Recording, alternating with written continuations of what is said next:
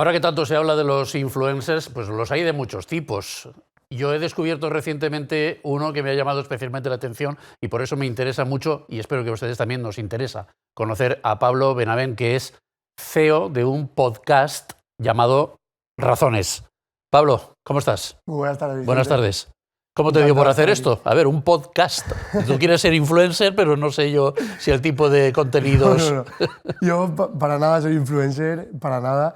Pero es verdad que nada, el podcast nació pues que íbamos un poco unos amigos, un grupo de amigos, a casa de un sacerdote y bueno, yo creo que todos en algún momento pues acabas preguntándote y cuestionándote la fe de tus padres, ¿no?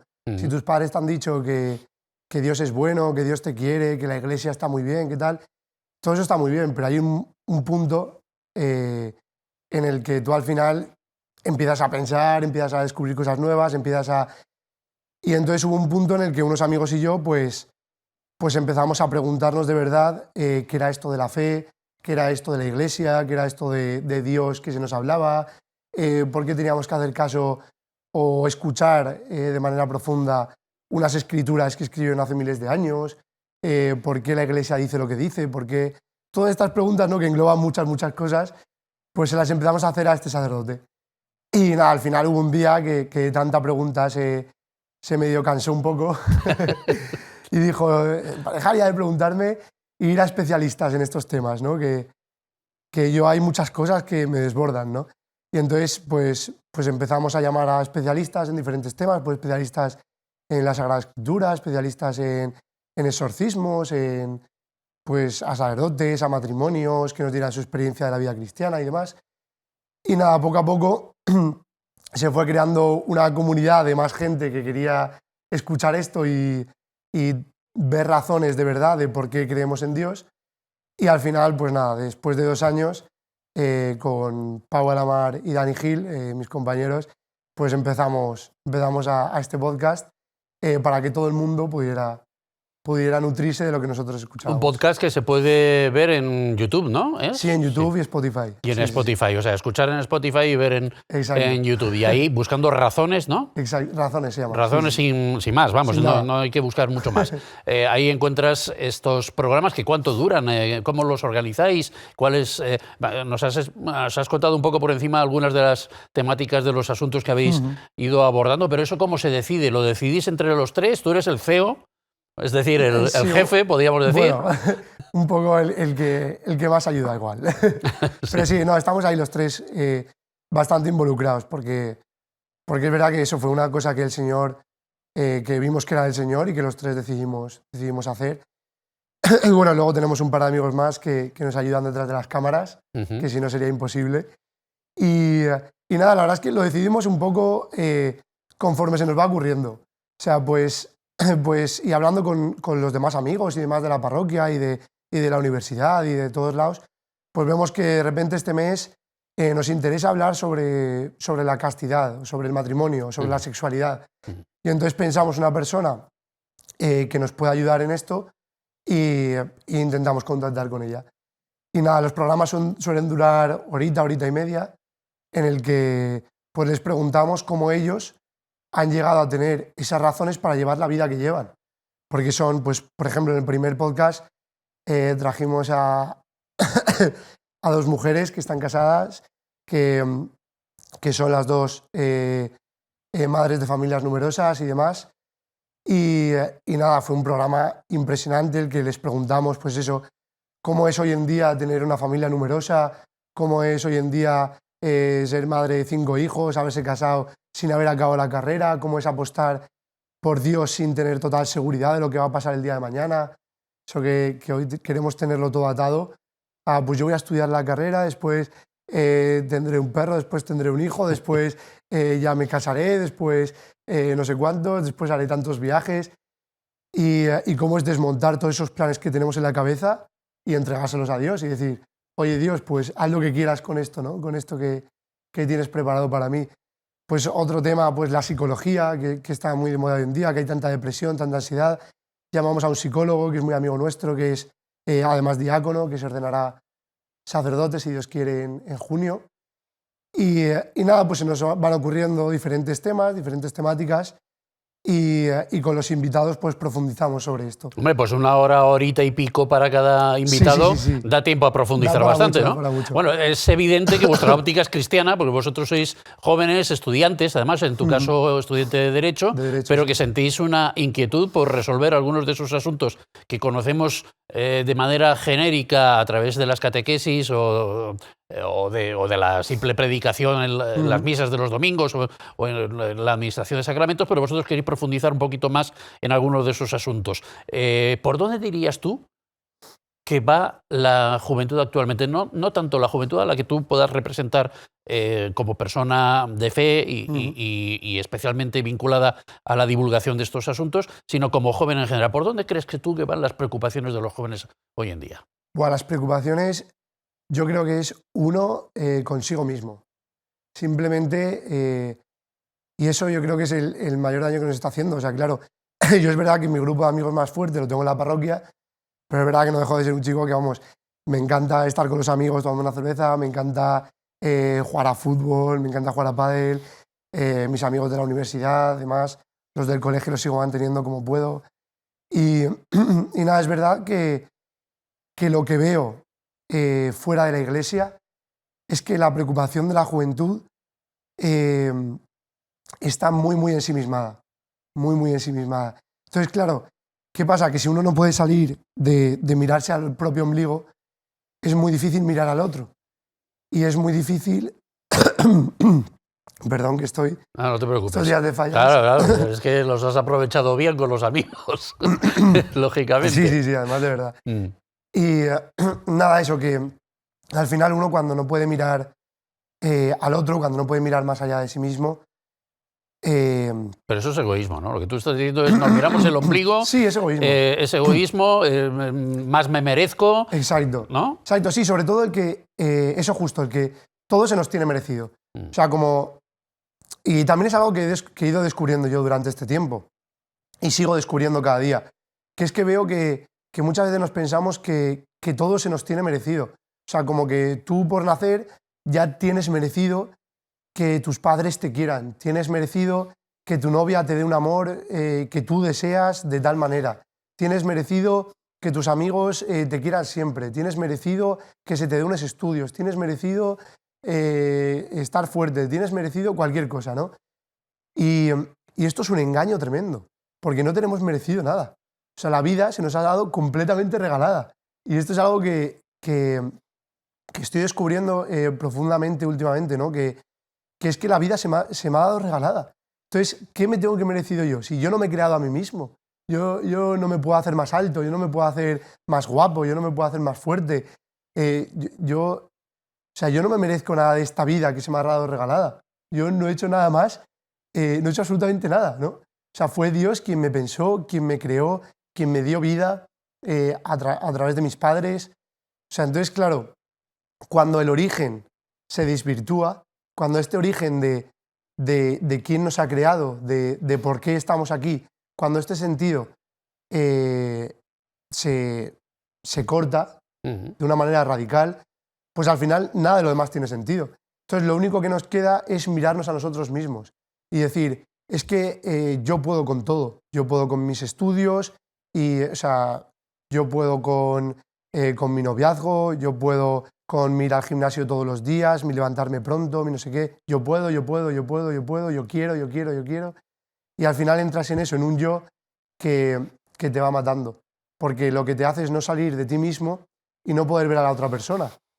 Y cuando sales de ti mismo y ves a la otra persona, entiendes que hay alguien a quien puedes amar. Y entonces entiendes que tú eres amado también, te sientes amado. Entonces esto lo cambia todo, lo cambia todo. Es una manera de vivir la vida completamente diferente.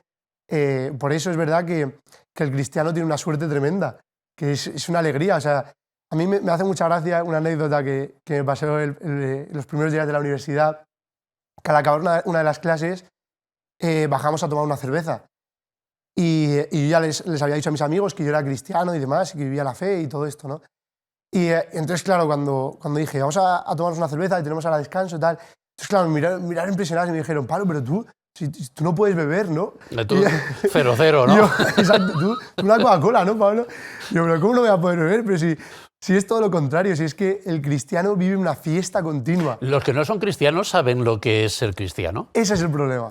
Ese es el problema, que no lo saben. De hecho, cuanta más gente me encuentro que dice, no, yo no creo en la iglesia, no, yo no creo en Dios, no, yo esto no lo pienso, yo esto no tal, me doy cuenta, hablando un poquito con ellos, que es porque no saben lo que es. Que es que nadie les ha dicho que la iglesia no sé lo que sale en las noticias. Que la iglesia hay personas, pues como en todos lados, o sea, Jesucristo empezó a predicar a prostitutas, a ladrones, al desecho de la humanidad, ¿no? Entonces en la iglesia hay personas como en todos lados, hay personas que hacen mucho bien, hay personas que han hecho mal, hay personas que, pues como en todos lados. Y entonces, claro, yo creo que el mayor problema es ese, que la sociedad hoy en día no sabe lo que es la iglesia, no sabe lo que es Dios, no sabe que Dios no te pide nada, no sabe que los 10 mandamientos no son leyes, sino que es una ayuda, que es obvia, que la aceptan diariamente porque los mandamientos están impregnados en los derechos humanos, que es lo que rige los derechos de toda la humanidad y que rige toda Europa y que rige España y que... Es curioso como, por ejemplo, en el proyecto de Constitución Europea se iba a hacer alusión a la cultura de raíces cristianas, grecolatinas, etc. Y al final todas esas referencias se suprimieron porque yo no sé si cabe pensar que hay un afán desmedido por separarnos de todo eso por parte de nuestras autoridades, en general, europeas, españolas, etc. ¿Tú cómo lo ves eso? Sí, eso... O sea, cuanta menos iglesia y menos cristiano sea, ellos dicen que mejor. Pero sin embargo están siguiendo otras cosas que la iglesia ha dicho toda la vida. Es que, pues eso, no robarás. Pues no robarás. Pues por amor al otro no robo, ¿no? No matarás. Pues por amor al otro no mato, ¿no? Y por amor a mí mismo, porque matar hace mal. Pues es que son cosas que la iglesia ha dicho durante toda la vida y que los políticos toman como bandera y como si les hubiera ocurrido a ellos mismos el decir la igualdad. Vamos a respetarnos entre todos, vamos a querernos todos, vamos a amarnos todos, todo el mundo puede decir lo que le dé la gana, todo. Pues como si eso fuera... Pues, ¿Hay hostilidad, por ejemplo, en el ambiente universitario en el que tú te mueves? Cuando tú dices, yo soy cristiano, porque tú lo dices, ¿no? Sí, o sea, sí, no, lo sacas casi como una bandera, ¿no? No lo ocultas, desde luego, y tampoco tienes ningún rubor en proclamarlo. Cuando tú dices soy cristiano, aparte de que duden si puedes beber cerveza o no, ¿tú notas alguna hostilidad o algún etiquetado, que te pongan algún tipo de etiqueta? Sí, a ver, es verdad que... Y no tienen no por qué no ser así. O sea, quiero decir, es verdad que los cristianos estamos llamados a ser perseguidos, en cierta manera, ¿no? Como se les ha perseguido durante toda la vida. Entonces, sí que es verdad que pues eso, que la sociedad hoy en día dice mucho esto de todo el mundo puede ser lo que quiera, todo el mundo puede hacer lo que le dé la gana, todo tal, pero sí que es verdad que al cristiano se le mira de una forma diferente, ¿no?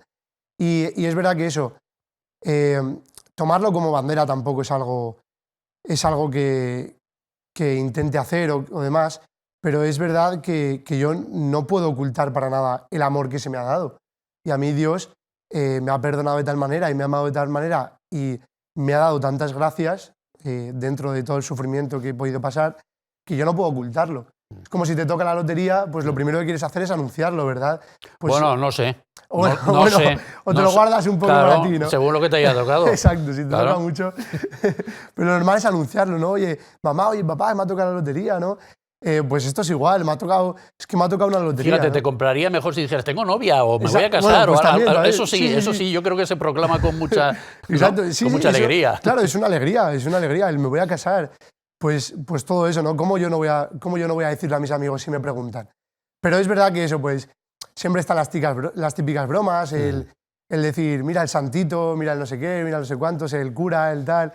Y eso es verdad que pues, el Señor me ha regalado la suerte de yo no tener vergüenza en poder decirlo. No, si no, tampoco estaría yo aquí hoy. Ya. Poder anunciándolo. Ni haría los podcasts, ¿no? Que esto también ha sido pues eso, que tus amigos te vean en YouTube, te vean en Instagram, te vean no sé qué, que no llevas la vida que todos los demás llevan, sino que subes cosas cristianas. ¿Qué es eso? ¿Qué es eso de cristiano? ¿Y qué te dicen cuando ven tus podcasts? ¿O no los ven? Al Sí. menos uno por curiosidad. Sí, no, claro, es Todas eso. estas otras personas que no tienen las inquietudes religiosas que tú tienes, al menos una vez sí te habrán Claro, visto, ¿no? Sí, no, por supuesto, por supuesto. ¿Y qué O te sea, dicen? ellos se preguntan, ¿no? Y dicen, ostras, este que está a mi lado en clase, ¿cómo puede hacer esto tal? Y nada, ellos tienen muchísimas dudas, porque ven que bueno, yo pese a lo raro que soy, que dicen mis amigos y demás, y pese a mis cosas, pues soy un joven normal. Y entonces, claro, a ellos les llama mucho la atención cómo un joven normal de hoy en día, de 21 años, pues puede llevar la vida que lleva y puede los sábados, en vez de ir a las discotecas, ir a la Eucaristía, ir a misa. Entonces, ¿cómo puede ser esto, no? Bueno, pero no está reñido, se puede ir a la Eucaristía Sí, y luego claro, a la claro, discoteca claro. o al revés, en fin. Pero que como que lo tienen ahí muy, Ya. muy separado. O ¿no? una cosa o la otra, Exacto, ¿no? una cosa o la otra. Entonces, nada, a ellos sobre todo les llama mucho la atención, les llama muchísimo la atención. Y esto está bien porque da pie a que ellos me pregunten mucho y al final salgan dudas y nos acabamos hablando. ¿Te vas llevando alguno a cosas. tu terreno o no? Sí, Sí. es verdad. Eso es verdad, porque me preguntan, ¿no? Oye, Pablo, y pues a mí a esto me gustaría ir, ¿no? O tal.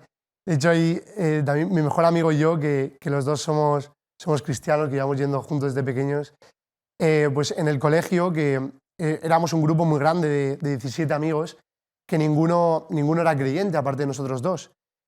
Y hay una anécdota muy graciosa, porque cuando él y yo empezamos a tomarnos esto un poco más en serio, en cuarto de la ESO, dijimos que nos íbamos a confirmar. Y entonces todos se quedaron así un poco, bueno, ¿qué es eso de la confirmación? Tal.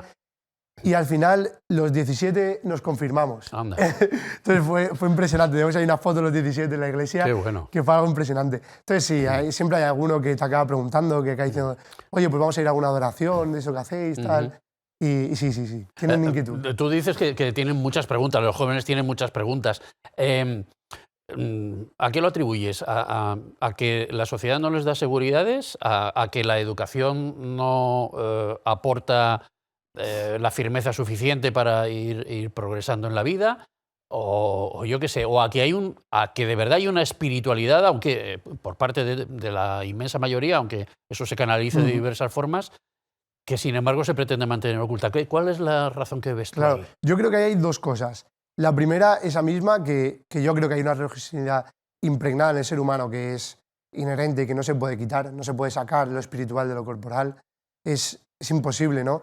Pues eso, a un hombre, si lo dejas solo toda su vida, acabará preguntándose qué más hay, ¿no? O sea, qué hay más, porque la vida tiene que tener un sentido más aparte de todo esto, ¿no? Y luego la segunda, yo creo que es el cansancio. El cansancio de decir, es que, pues eso, incluso yo mismo lo he sentido, ¿no? Pues he salido de fiesta, he estado con chicas, he obedecido a todo lo que me dice el mundo, ¿no? Al placer, al darme a mí mismo, al hacer lo que me dé la gana y todo esto, pero todo esto muy bien, pero ¿y qué más? ¿Y qué más? Entonces yo creo que los jóvenes al final se acaban cansando, ¿no? Acaban diciendo, todo esto que me dice la sociedad hoy en día está muy bien, el darme placer, el dinero, pues eso, el pertenecer a una familia de estatus, el incluso en el trabajo ser el mejor en el trabajo, el tal. Todo esto muy bien, pero ¿y qué más? ¿Y qué más? ¿Y qué más tiene para darme la vida? ¿No? Porque aparte de todo esto yo quiero ser feliz, ¿no? Que es lo que buscamos todos. Es que es imposible no querer buscar eso. Entonces yo creo que al final el cansancio de lo que te ofrece el mundo acaba haciendo preguntándote, pues ¿no habrá algo más aparte de todo esto que me dice el mundo? ¿No será verdad que hay un Dios que me ama, que igual está conmigo, que quiere algo más de mí? Entonces yo creo que estas dos cosas, lo inherente en el ser humano y el cansancio, hacen que todos nos acabemos preguntando. Pablo, ¿los jóvenes se hacen un Dios a su medida? Sí. Yo creo que, y cada vez estoy más convencido, que el ateísmo no existe. El ateísmo no existe. Eso es algo inventado que es mentiroso y es banal. Porque todos nos acabamos haciendo un Dios de algo. O sea, que tú digas que que eres ateo es mentira. O sea, que tú digas que no crees en un Dios es mentira. Tú no creerás en el Dios cristiano, en el Dios católico. Puede ser que no creas en ese Dios católico. Pero tú estoy seguro que crees en ti mismo, que tienes a Dios, a tu novia, que tu Dios es el gimnasio, que tu Dios son los estudios, que tu Dios es el dinero, que tu Dios es el placer. Es que hay tantos dioses que el becerro de oro, ¿no? Hay tantos dioses que es imposible. Bueno, no tener pero que un dios tengas de el algo. Dios cristiano. Esta parte de la doctrina no me gusta. Esta otra me viene Claro. mal. Esta, pues...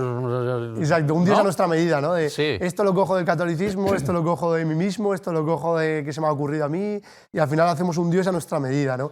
Y eso también hace vivir con un pie fuera y un pie dentro de la Iglesia, y esto también nos hace ser infelices, ¿no? Volvamos al podcast. Tú tienes ahí pues esa, no sé si llamarla asesoría, que nos contabas de un sacerdote que te orientó para empezar este proyecto. ¿Has contado alguna vez con alguna otra aportación oficial de la Iglesia a nivel de contenidos para realizar tus programas? A ver, es verdad que, o sea, claro, todo está un poco asesorado para que los invitados que traigamos y demás, pues tengan verdadera experiencia de esto. O sea, quiero decir que lo que digan pues vaya acorde con lo que dice la Iglesia Católica, con lo que dice el cristianismo, con lo que dice la Sagrada Escritura, ¿no?